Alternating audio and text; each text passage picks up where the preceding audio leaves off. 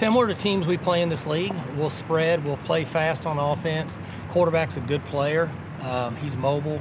He can throw it, he can run it. I think he's the second leading rusher on their team. I hadn't looked at all their offensive stats as much as I have the defensive. Very good defensive front, team speed. A lot like when we played them, whatever year that was when Zach Robinson was here. I don't remember what year. They're very similar to that. Good up front, they have depth, can run. Number 3 can tackle and hit. So it's going to be a good matchup. We'll certainly have to have good practices, and just like every other game, we're going to try to find a way to manage 125, 150 yards rushing somehow to try to balance out our offensive attack. Obviously, Mason is in a boot, should be able to practice we'll see. We're going to try to get him to practice 23, 21, and 20, however far that is. So for now, we're going to leave him in the boot. Obviously, J-Dub's getting those reps. Everybody else is healthy. 47 will be back. 44 will be back. I don't know who else. I think that's it. So we've had a couple meetings. We're all excited about up and running, beautiful weather, and it's good to get back out here. We're off the road recruiting, so we got that part of it out of the way and ready to roll. Hugh Freeze is a guy who started out being a high school coach, even coached girls basketball. Can you appreciate a guy who's really had to climb the ranks to go up there, and what do you know about him? Well, he's done a good job, and they've made some national headlines over the last few years with some recruiting, and I think they work at it. Jason Jones is there. Laquan Treadwell, the guys we're somewhat familiar with. He's done a nice job there and has made a home for himself, and has had a number of years where he's been successful, and it's not easy to do, so they've done a good job there. Yeah, I don't know what tapes you've watched. I watched Memphis, and I was a little bit surprised. Memphis had some success tempoing them, and you wouldn't think that would be the case. They'd see tempo out of their own offense. Yeah, Memphis quarterback is, I think, is really good. Yeah. And in that game, I wanted to see more scheme production than I did a quarterback that made some really good plays. I think they had a good plan, but I saw a quarterback that's really skilled that made some good throws. I saw 3 terrific catches by the receivers, and they made some good plays on the other side of the ball. But they tempo some also, without giving away any big secrets. I don't know that you're going to get much of an advantage tempo on them because they see that anyway. Maybe not as much this year as what they have seen, so it's in their system. So most of us at tempo practice in some sort of a tempo fashion, so I don't know what kind of an advantage that will give our team. Mike, your defense played so many snaps the last month of the season. How much do you feel like the rest is going to get them ready for this? Well, in the meeting I had with them Thursday night, I told them they should be rested up. And when we went back and reviewed it, when I sat in with the offense for 4 hours yesterday, and we were fatigued at times, but there was times we didn't play very well. Whenever you have a time to go back and look, it wasn't all fatigue. We've got to do a better job of fitting ourselves in gaps. And that's the truth of where we were at, that we weren't as good as we needed to be in the last couple of games. They made plays. The back at Baylor made some plays. The 2 backs at OU are good players. We bounced off them some, but there was also times that we weren't in our gaps, and we need to get our tail in our gaps and play better on that side of the ball. Two-phase question. One, the more motivated team seems to win a lot of times in bowl season.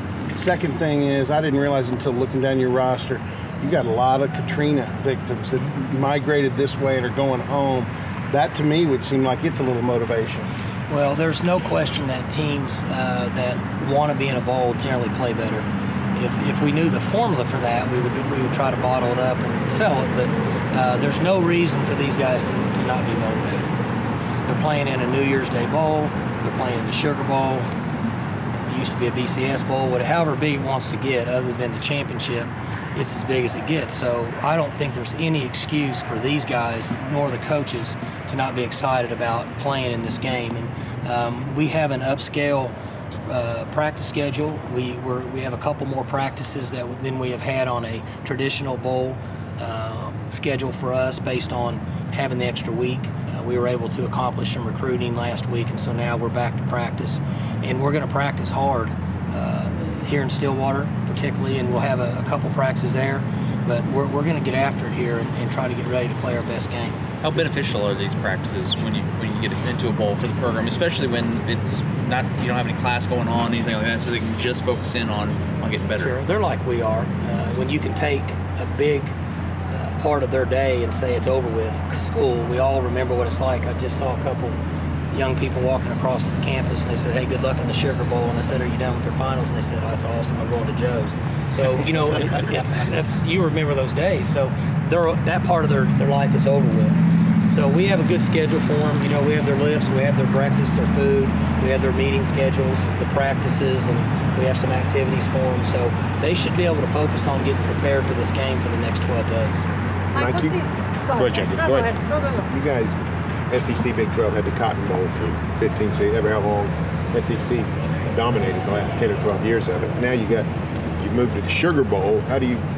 How's a conference sort of turn that tide? We need to play well for the conference, and you guys know we try to play well every game. It's important to us, but I don't think there's any question. We hear about it some, and we read about the importance of conference matchups in postseason and preseason games, and I think there's some truth to that. I don't think there's any question that we need to play well, and that's when I had mentioned about where we were defensively and then offensively. My challenge to these guys, selfishly, is we need to find a way to play better against the run like we did in the middle of the year. And then we need to be able to rush the ball some. Now, we're not all of a sudden going to rush for 250 yards, but we need to play exceptionally well in those two areas to give us a chance to represent our conference in the Sugar Bowl.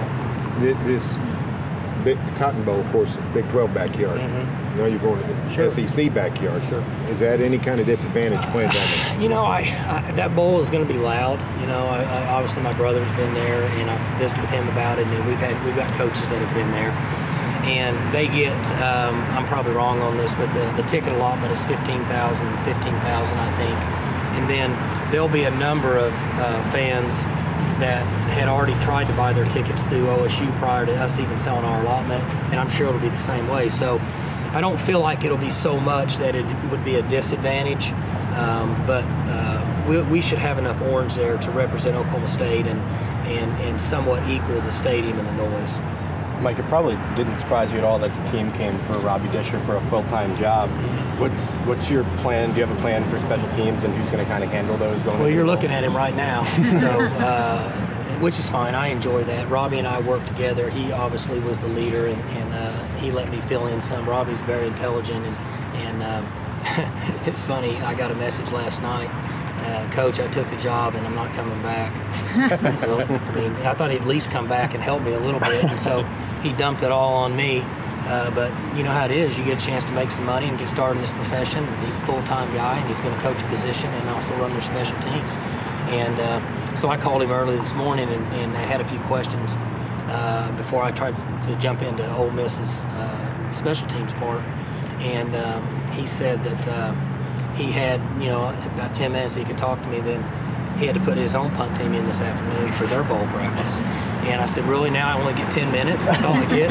He said, Coach, I got a full-paying job up here. I said, I understand. So I was happy for Robbie. And so we'll manage. We'll get going, and those guys usually take care of themselves. But that'll be kind of a fun project for me during bowl week. Mike, Kyle asked you about Hugh Freeze's high school to college road, and sort of makes me think about the fact that you're in a growing fraternity of guys that played Oklahoma high school football that are now college coaches, Fuente, Barry Odom, that group. What is it to you to see those guys get jobs? I think what we're finding out over the last few years, we've in our research that we've done in recruiting and athletes and players that have performed at a high level, that Oklahoma's somewhat overlooked in the talent that's come out of here in the last 8 to 10 years. And then even prior to that, you're seeing a lot of coaches that have come out of these ranks. Certainly Texas gets a lot of notoriety because of the total numbers, but there's some quality people that have come out of here and have done very well, obviously with Barry, and then Fuente's doing terrific. And there's a number of other guys, if you just look around, that have come from here that are doing very well. So I think all of us that have been here a number of years should be proud of those guys and what strides that they've made. Even when you're happy, when your guys get something bigger and better, aren't you relieved at some level that you don't have a situation with your offensive coordinator? in terms of bowl prep and having to. Yeah, I don't want to step on that ledge and too fast because they can come get them at any time. But I want those guys to become head coaches. I want guys to leave our staff and be coordinators. But it's a pain in the rear for us to try to change the formula and make it happen. So I agree with what you're saying.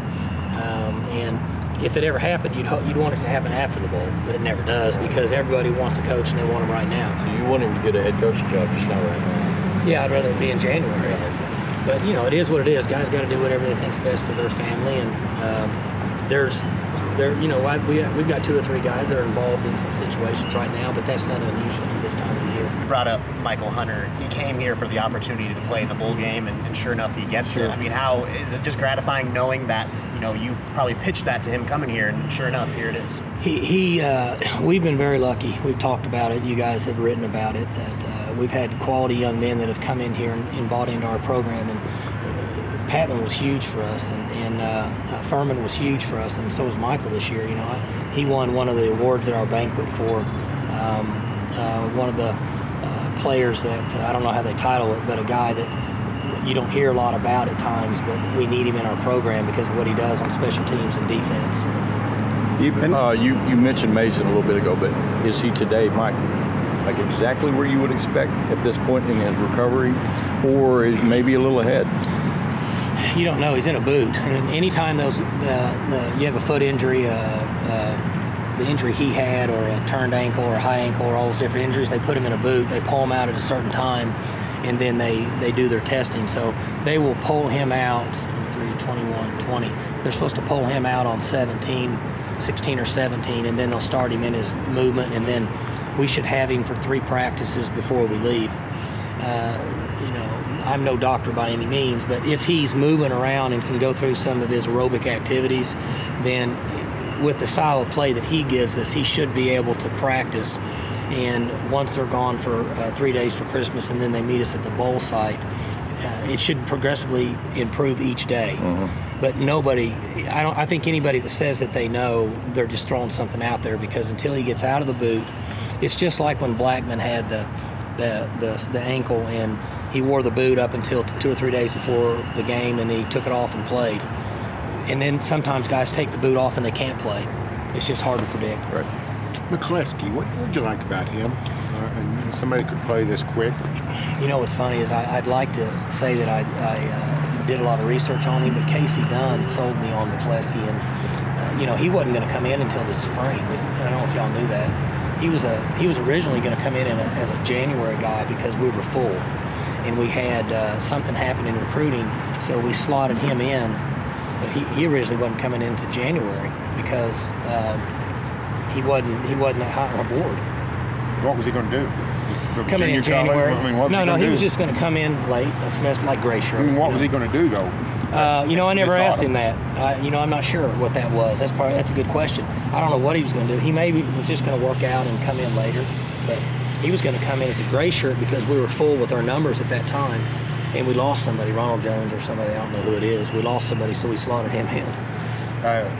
They say that his dad was one of the all-time great work ethic guys. Is he that way? Yes. He has tremendous work ethic, hardly ever says anything. And he's developed and proven and showing signs of toughness. We don't ever hear him talk at all, but he's got really good work habits. Yeah, well, he shows signs every week. He gets blown up every week. Yeah, I know. His coach was Johnny Majors, his dad's coach. Yeah. And when I was at Iowa State, Johnny Majors said that he wanted to visit with me, so I went over there pregame, and 30 minutes later, after he was finished talking to me, he was giving me an example of what his dad was like, and it sounds exactly like